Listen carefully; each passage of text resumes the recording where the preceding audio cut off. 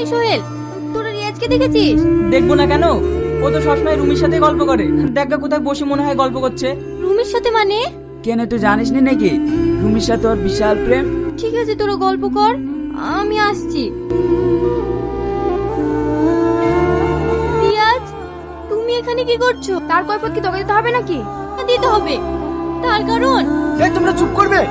আচ্ছা সাথী, তুমি এখানে কেন বলো তো? আমি এখানে মানে তোমাকে আমার কোনো প্রয়োজন নেই, তাই আমি তোমাকে ফোন করিনি। প্রয়োজন নেই, সব প্রয়োজন মিটে গেছে। এখন আমি ভালোবাসি রুমিকে। তুমি একটা কথা মনে রেখো, এত বড় অন্যায় আল্লাহ তোমাকে কোনোদিনও ক্ষমা করবে না। তুমি আমার সাথে মানুষের মতো ব্যবহার করলে না, ব্যবহার করলে একটা কুত্তার মতো। তাই আমি বলে যাচ্ছি, তোমার যদি কোনোদিন বিয়ে হয়, একটা কুত্তার সাথে যেন হয়। সকলের সাপে কোনোদিন গরু মরে, তাহলে আর দেশে কোনো গরু থাকতো না।